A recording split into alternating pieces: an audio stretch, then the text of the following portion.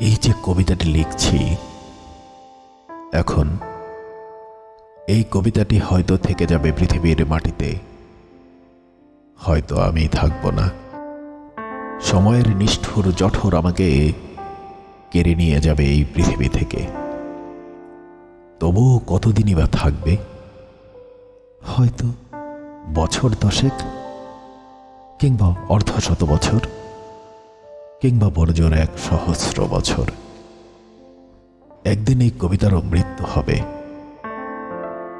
ওই 1,000 কাল তো মহাকালের নিরন্ত ধাবমান মহাসমুদ্রের এক বিন্দু জলের মতো।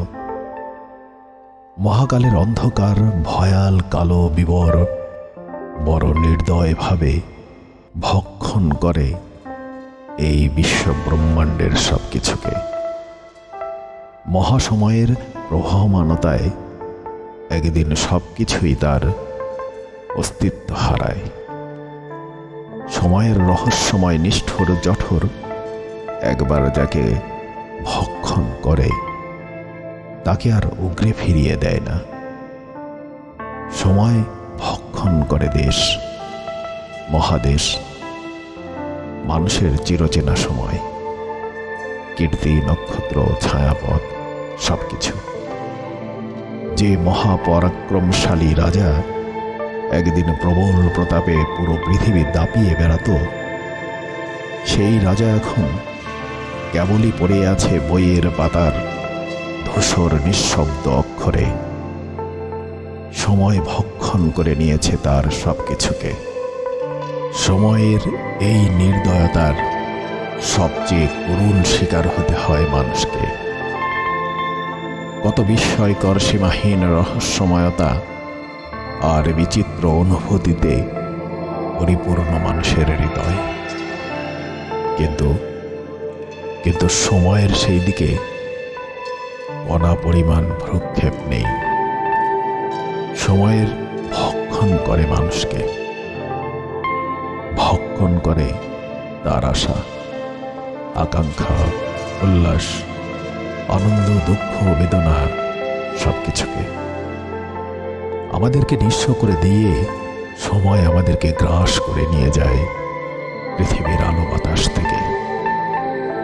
আমরা চিরতরে হারিয়ে যাই সময়ের নিঃশব্দ অন্ধকার কুহুরে। সময়ের এই নিষ্ঠুরতা কিছুটা থেকে রক্ষা পাওয়ার জন্য মানুষ অনাদিকাল থেকে কত কিছুই না করে এসেছে। মানুষের এক আদিম নেশা সময়ের এই অনন্ততাকে ধরা। তার জন্য কত কিছুই না করে সে। সৌধ নির্মাণ করে, কীর্তি গড়ে, মহৎ কর্ম, সৃষ্টিশীল কাজে ব্যাপৃত রেখে স্মরণে থাকতে চায় পৃথিবীর মাটিতে। সন্তান জন্ম দিয়ে উত্তরাধিকারীর রক্তে অস্তিত্বশীল থাকার এক অলীক সান্ত্বনা খোঁজে।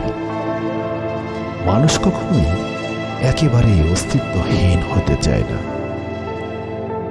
তাই সে বিশ্বাস করে মর্তের এই জীবন থেকে হারিয়ে গেলেও এক অমূর্ত জীবন আছে। সে জীবনে সে অনন্ত জীবনের স্বাদ পাবে। তবুও এত কিছুর বড় মানুষ কি শেষ পর্যন্ত মুক্তি পায় সময়ের এই নির্দয়তা থেকে? না,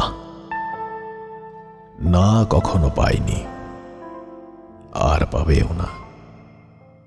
ক্ষুদ্র নশ্বর দেহের মধ্যে আবদ্ধ মহাবিশ্বের চেয়েও সীমাহীন এই অসীম রহস্যময় মানুষ কখনো একাত্ম হতে পারবে না স্থান আর সময়ের সাথে।